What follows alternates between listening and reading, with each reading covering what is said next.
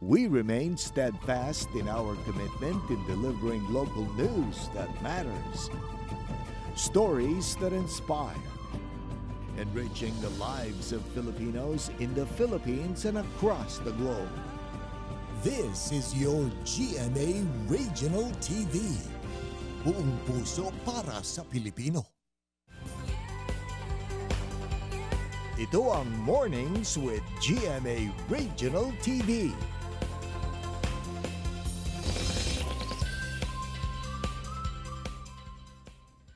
Magandang umaga, ito ang Mornings with GMA Regional TV. Hatid namin ang mahalagang lokal na balita mula sa Luzon. Oh, good morning, partner. Good morning sa iyo, Alam partner. mo, nag-long weekend lang. Diba? Ginulat mo kami. Short hair ka na. Long weekend to short hair, di ba? People change. Hindi. Kailangan natin yan sa buhay. And of course, partner, magiging makabuluhan ang ating araw ngayon dahil makakasama natin ang kinatawan ng ng Provincial Employment Services Office, Peso, Pangasinan. Holiday kasi ngayon, medyo yung utak natin naka-free time, pero Kaya of course. sa mga naghahanap ng trabaho dyan, tutok lang dito ha, sa Mornings with GMA Regional TV. Narito na ang mga unang balita. Mga kapuso, naglunsad na ng malawakang paghahanap ang Lingayen Dagupan Archdiocese matapos makumpirmang nawawala ang imahen ni San Jacinto de Polonia sa parokya ng San Jacinto sa Pangasinan. Sa Circular 2023-12 na inilabas ni Lingayen Dagupan Archbishop Socrates Villegas, sinabi ng Arsobispo na may direktiba na siya sa parish priest na gawin lahat ang paraan para mahanap ang orihinal na imahen ng santo. Nadiskubre ng binuong ad hoc team na pinalit ang orihinal na imahen ni San Jacinto de Polonia sa retablo ng simbahan sa panahon ng Agosto hanggang Setyembre 2016. Gamit din ng social media, nanawagan ng Archdiocese sa publiko na ipagbigay alam sa kanila sakaling may impormasyon tungkol sa nawawalang imahen. Ilang turista piniling mag-long weekend sa City of Pines. Tunghayan sa report ni Jasmine Gabriel Galban. Naramdaman ang hashtag Baguio Feels nito nagdaang weekend lalo pat bumagsak sa 17 degrees Celsius ang temperatura sa syudad. In-enjoy ng mga turistang pamamasyal sa iba't ibang tourist attraction sa lungsod ng Pino hanggang sa mga local resident na hataw sa pagzumba. Timing daw ang magandang panahon. Halos isang buwan din daw kasi na hindi sila nakapag-zumba dahil sa madalas na pag-ulan. Taga dito kami, kailangan din namin na mag-unwind for distressing. Kumusta so far, sir? Eksakto timing din yung panahon, sir, do? Oo, pinagbigyan kami mag-zumba ngayon. So, ayun. So, maganda ang weather para yun mamasyal ngayon sa Baguio. Ang pamilya de Jesus mula sa Nueva Ecija umakyat sa Baguio nitong weekend. I-enjoy raw ang mahabang bakasyon hanggang ngayong araw na holiday. Ang panata po kasi talaga ng pamilya namin pag magbe-birthday nanay namin. Pupunta kami sa isang lugar. Last year sa Tagaytay. So ngayon po napili namin dito sa Baguio. Baguio, gusto lang namin mas malamigan. Ngayon lang kami napunta dito, lalo na ako. Enjoy, ma'am. Ayon sa Baguio City Police Office, inaasahang aabot sa mahigit 10,000 ang tourist arrival hanggang ngayong araw.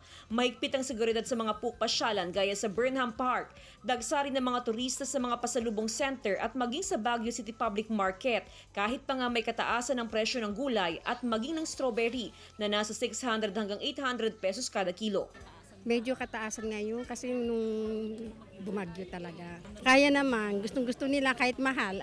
Jasmine Gabriel Galban para sa Mornings with GMA Regional TV. Sa mga kapuso nating motorista, panibagong oil price hike ang nakaambang ipatupad bukas ng mga kumpanya ng langis. 80 centavos hanggang 1 peso ang inaasahang taas presyo sa kada litro ng gasolina. Nasa 20 centavos naman sa diesel, habang 50 centavos hanggang 70 centavos sa kada litro ng kerosene. Ito na ang ikapitong sunod na oil price hike na ipatutupad bukas, August 22. Tatlong barangay sa Calasiao, Pangasinan na may mataas na kaso ng dengue, mahigpit na binabantayan ng MHO. Ang detalye sa ulat ni Claire Lacanilaw. Tinamaan ng sakit na dengue ang 9 na taong gulang na anak ni Hilda Añasco ng barangay Nagsaing, Calasiao, Pangasinan. Agad niya itong inireport sa barangay. Maglililis ng mga yung dyan sa may stagnant water. Tapos yung mga sa gilid-gilid, yung mga halaman. Para makontrol ang kaso ng dengue, nagsagawa ng fogging operation ng barangay kasamang ilang kawani ng RHU sa lugar. Naglagay ng larvicidal solution sa mga stagnant water na maaring pamahayan ng lamok. Ipatupad yung cleanliness and Operation Taob kasi una-una kasi yung Operation Taob, malaking tulong po yun na yung na tubig o water ay may tatob natin. Yun po ang pinagpupugaran ng mga lamok na nagiging dengue po, ma'am. Sa tala ng Calasiao MHO, umabot na sa 54 na kaso ng dengue ang naitala sa bayan. Simula Enero hanggang sa kasalukuyan, mas mababa ito kumpara sa 81 na kaso sa parehong panahon noong 2022. Pero bagamat bumaba ang kaso ng dengue, hindi pa rin umano dapat magpakampante. Ayon sa Health Authority, maigpit na binabantayan ang mga barangay tulad ng Barangay Nagsaing, Ambonao at Barangay San Miguel dahil sa kaso ng dengue. Rural Health Sanitary Inspector at kasama ang Rural Health Midwife at PHW, napupuntahan nila talaga yung mga may suspected cases or confirmed dengue cases para mag-investigate, tignan yung lugar, evaluate yung lugar kung possible na magkaroon ng outbreak doon para ma-prevent. Claire Lacanilaw para sa Mornings with GMA Regional TV. Nasa mahigit 5,000 tindera sa iba't ibang palengke sa Dagupan City at iba pang bayan, inisyuan ng notice ng SSS para magpamiyembro. Sundan sa report.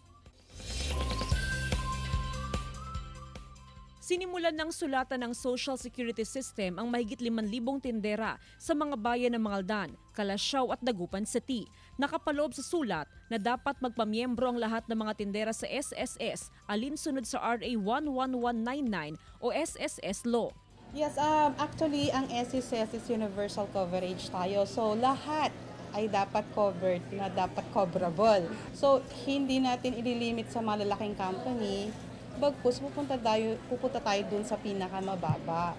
Usually yan yung may mga pwesto-pwesto na maliliit. Target ng SSS ang mismong mga employer. Sila kasi dapat ang magproseso sa membership ng kanilang mga manggagawa. Ikinatuwa ito ng ilang tendera sa Mangaldan Public Market. Para sakaling anumang mangyari, mayroon din pong kahit papano. Nakatakda naman umanong tumalima ang mga negosyante. Gaya ni Michael, 7 sa kanilang mga tindera ang ilang taon na rin niyang hinuhulugan ng SSS contribution. Para may mapagkuhanan din sila pagka kailangan nila. Pagka tumagal din, ma'am, i-applyan din sila. Sakaling hindi tumalima ang mga negosyante, kabilang sila sa hahabulin ng SSS sa pamamagitan ng Race Against Contribution Evader o RACE program ng ahensya. Jasmine Gabriel Galban para sa Mornings with GMA Regional TV. Hinayaan na lang na nakatiwangwang ang ilang sakahan sa ilang barangay sa Mangaldan, Pangasinan. Hindi na tinamnan ng palay dahil sa nararanasan na El Nino sa bansa. Sa monitoring ng Mangaldan Agriculture Office, nasa mahigit 300 hektaryang sakahan ang hindi na tinamnan ng palay ngayong cropping season sa mga barangay ng Anolid, Talugtog, Lanas, Barig, Gilig, David at Benlag. Dahil sa kakaunti lang ang nagtanim ng palay, inaasahang maapektuhan ang supply ng palay sa bayan sa unang quarter ng 2024.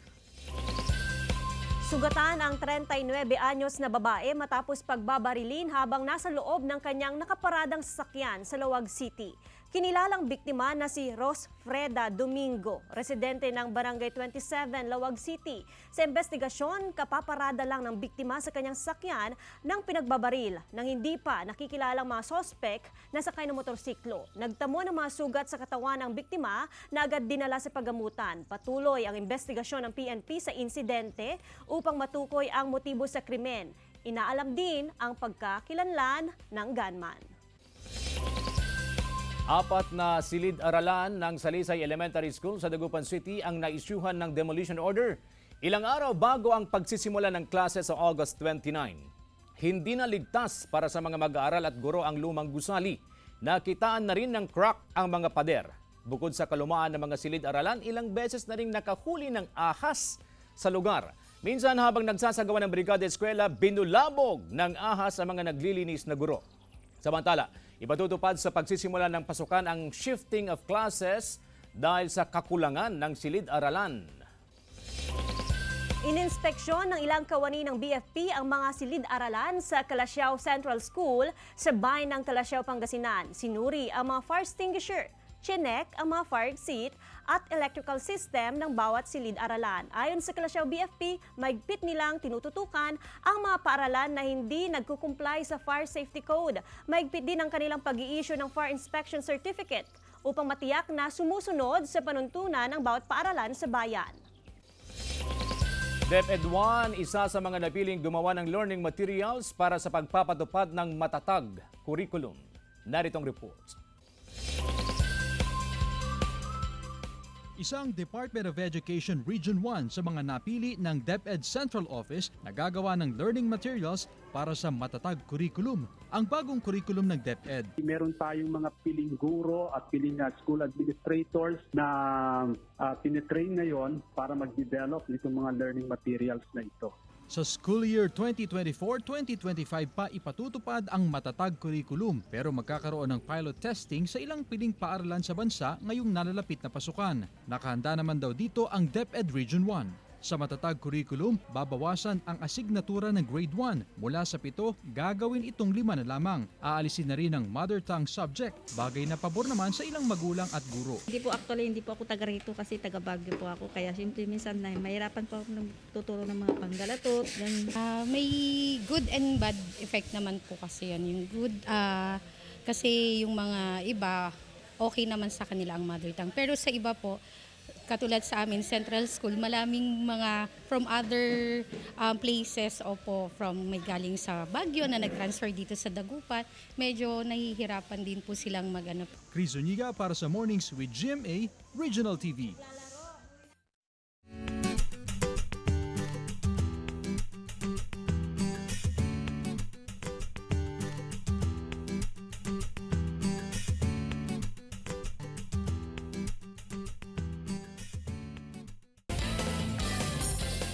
Ito ang Mornings with GMA Regional TV.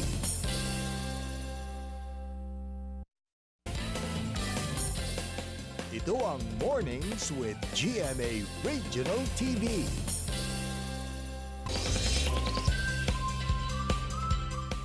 Mga kapuso, ngayon po ay ginugunitan natin ang Ninoy Aquino Day. It's a regular holiday sa ating bansa. Sana all. Pero pinaunlakan pa rin tayo ng Provincial or Public Employment and Services Office para pag-usapan ng magandang balita para sa mga naghahanap ng trabaho. Kaugnay niyan, makakasama natin ang Labor Employment Officer 3 ng Peso Pangasinan, Ma'am Wilfreda Vicente. Ma'am Dida, welcome! Hello. Nice to see you again. Yes. Welcome to Mornings with GMA Regional TV. Ma'am Dida, unang-una, kumusta ang employment rate sa probinsya ng Pangasinan? Okay, as of April this year, meron po tayong 99.5% employment rate. So, nag-increase po siya ng 1.41% compared last year. Okay, despite the pandemic, maganda yung balita natin. Opo. Pero Ma'am Dida, kumusta po yung job mismatch o yung underemployment na tinatawag? Speaking of job mismatch, hindi po talaga natin maiiwasan yun, ma'am.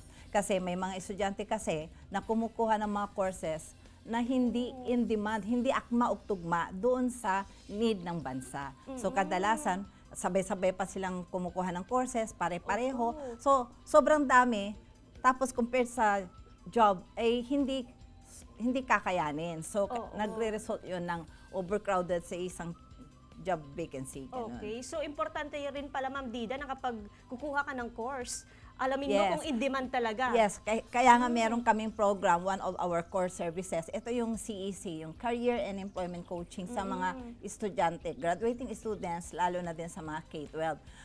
Yun ang paraan para may guide namin sila sa pagpili ng tamang kurso, kung yun ba yung interest nila or passion nila, or ito ba yung ina-assess na ba ang sarili nila, kakayanin nila yung ganung course.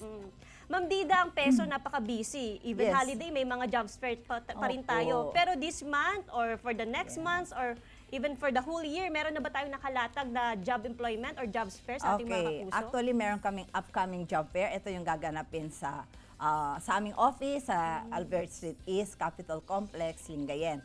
So on August 23, so nakapag-invite po kami ng mga local companies saka overseas. And then another job fair ulit sa August 25. Ito po yung partnership ng Provincial Government of Pangasinan at TESDA in line with their 29th anniversary World Cup opportunities. Wow. So kung gusto nilang makita kung ano yung mga job vacancies, i-follow lang nila ang aming Facebook page, Pangasinan Peso, at makikita nila doon pangalan ng mga companies and job vacancies. Oo, and napansin din natin, Ma'am Dida, ang dami ng mga companies talaga na lumilibot sa bawat probinsya para Yes. mag-hire ngayon. Yes. Saan ba yung malaking demand, Okay. Ma'am Dida? Actually, sa totoo lang, ito, shortage na tayo sa mga nurses. Okay. So, local and overseas, marami pong need sa mga nurses, at the same time, mga nursing assistant. Yun. So, in demand ito sa abroad, sa Japan, meron sa UK, Germany, Qatar, Saudi. So, lumalabas nga, hindi natin mapigilan yung mga nurses natin na umalis ng bansa dahil for greener pasture nga. Yes. And then, another is sa construction. In demand pa rin yung mga skilled workers natin. Sa mga BPO industries, yung call center agent or customer service representative, at sa mga tinatawag na food industry. At last, yung anong tinatawag natin, yung sa agriculture, o sa farming. So, kailangan nila ng maraming livestock agriculture workers, lalo na sa Japan. Wow. Yes. Parang marami ng mga kapuso natin ang nag-iisip ngayon at nakinig sila sa payo nyo, Ma'am Dida, na marami palang trabaho na pwedeng applyan. So ano po yung tips natin, Ma'am Dida? Okay. Especially sa mga job seekers. Okay, importante to. 3Ps. Kung may 4Ps, meron tayong 3Ps, of course. Number 1 is yung preparation. Yes. Yung preparation of oneself, intellectual self and the physical self. Yung intellectual self, dapat andun yung readiness for exam. So, importante doon yung speed and accuracy. And then sa interview naman, ang importante is they can express themselves. So, kailangan yon, meron silang tinatawag na winner's attitude. Ito yung once belief na meron silang kasak. Knowledge, abilities, skills, and right attitude or good attitude plus competencies. So, with that, makakaroon sila ng self-confidence sa sarili nila. Oo. Ma'am Dida, nako, marami pa akong gustong tanungin sa'yo. Actually, meron pa, ma'am. Ay, may... Nandun pa lang tayo sa... Pangalawa pa lang yun. Sa Dami pa lang unang tips. piece. Second piece is yung paper requirements. Oo. Siyempre, pag job seeker ka, you should bring extra copies of your resume. Lalo na pag job fair. Isamantalahin na nila, nandun yung mga maraming companies. So, resume with picture and then Xerox copy of their credentials. And another P, the last, ito yung importante, prayer. Oo, sabi nga nila, pinaka-importante. put God first in everything that you do and He will crown all your efforts with success. Pag hindi ka pa nakahanap ng trabaho, pray ka. Push mo lang. Pray until something happens. Di ba? Okay. And then, dagdagan nilang kanilang sipag, tiyaga, diskarte, at disiplina. Okay. Parang Ma'am Dida, gusto kong i-memorize yung 3 Ps natin. Yung first P is? Preparation of oneself, intellectual and physical self, so Okay. maging presentable din sila. Number 2? Paper requirements. Okay. And number 3, prayer. Idagdag na natin yung 4, hindi man peace, pero sipag, tiyaga, diskarte, at disiplina. Nako, Ma'am Dida, ito na, Yes. totoo na to. Yes. Nako, makabuluhan yung ating talakayan ngayon, Miss Dida, no? So, ang ating mga kapuso, maraming mga natutunan sa ating discussion ngayon, pero kaunti lang yung oras kasi natin. For Yes, sure, kaya pwede nga. nilang bisitahin yung social media account ng Peso. Mga kapuso, si Ma'am Wilfreda Vicente, ang Labor Employment Officer Free ng Peso Pangasinan. Magbabalik ang morning si GMA Regional TV.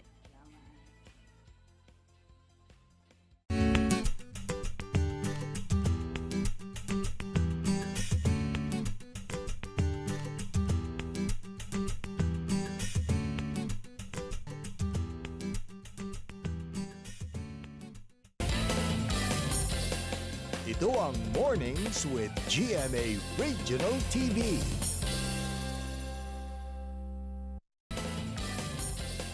Ito ang Mornings with GMA Regional TV.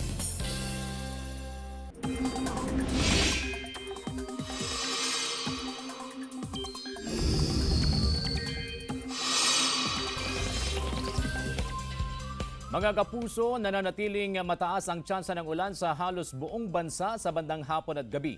Halos buong Northern at Central Luzon magiging maayos ang lagay ng panahon ngayong umaga base sa rainfall forecast ng Metro Weather. Pero asahan ng pag-uulan pagsapit ng hapon. Posible ang heavy to intense rain sa ilang lugar kaya dapat alerto mula sa banta ng baha o landslide. Ayon sa Pag-asa, hanging habagat ang umiiral sa western section ng Southern Luzon, Visayas at Mindanao. Mga personnel at PDL sa BJMP Urdaneta City na benepisyuhan ng TB Caravan. Sundan sa report. Dumaan sa libreng check-up ang mga personnel at mga persons deprived of liberty, male dorm sa Urdaneta City BJMP. Layo ng aktibidad na masugpo ang sakit na tuberculosis sa loob mismo ng BJMP. Malimit daw kasing magkahawa ng sakit ang mga inmate lalo na kung siksikan at mainit ang panahon. Inuna sa pila ang mga PDL na may edad na. Bukod sa check-up, nabigyan din sila ng hygiene kit.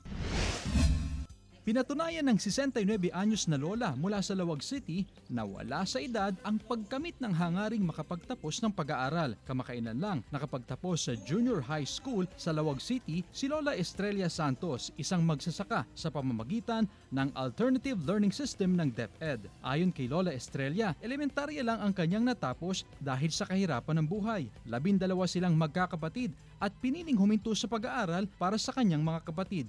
Ngayon, sa sipag at tiyaga, nakamit ni Lola ang hinahangad na edukasyon. Chris Zuniga para sa Mornings with GMA Regional TV.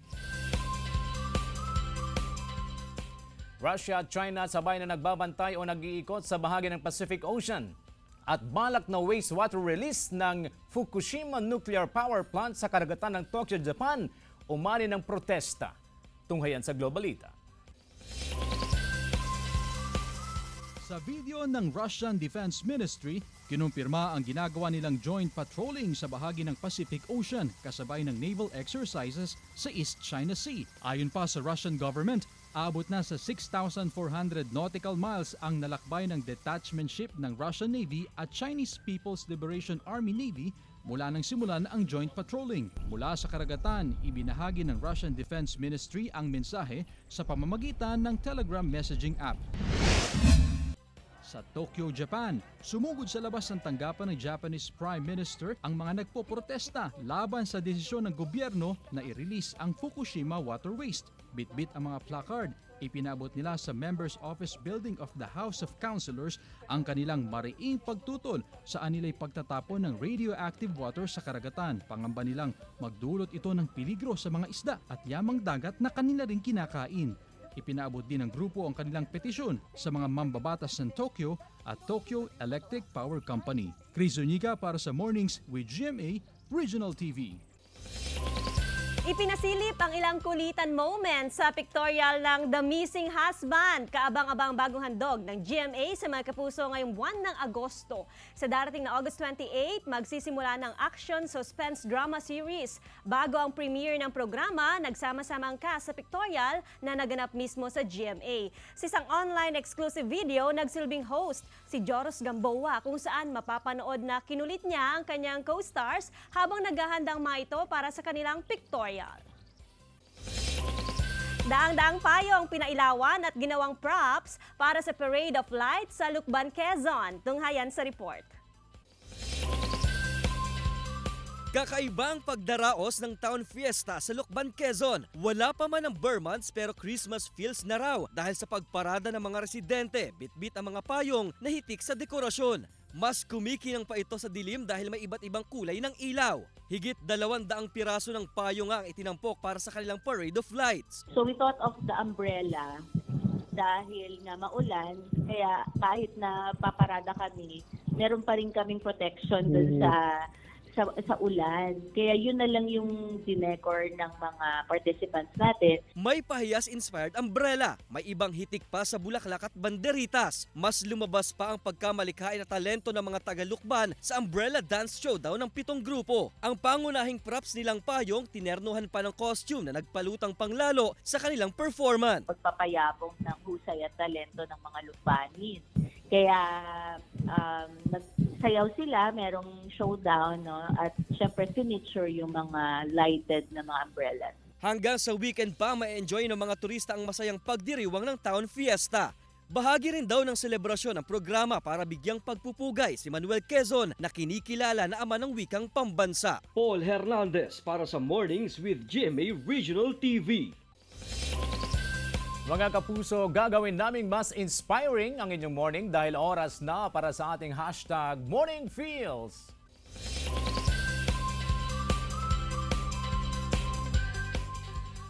The only advice I can give you, live with honor and follow your conscience. By Benigno Ninoy Aquino Jr. Tama-tama, Ninoy Aquino de yan. Oo. Ginugunitan natin yung death anniversary. 40th death anniversary actually today. Pero alam mo ba kung kailan ipinanganak si Ninoy Aquino? Oo. Memorable yan sa'yo. Yeah, November 27, 1932. At namatay siya nung 50 years old siya. At sumikat siya sa mga katagang The Filipino is worth dying for. Oo. Di ba? Oh, ang galing mo, partner, ah. Oo. Di ba? Ang galing mo. History. History. So, kailangan pa ba natin ng quotes? Nag-research ako. Oh, meron ka rin. If we Filipinos cannot fight for our freedom, we do not deserve it. Ayun. Yeah, Ninoy Aquino. That's Benigno Ninoy Aquino Jr.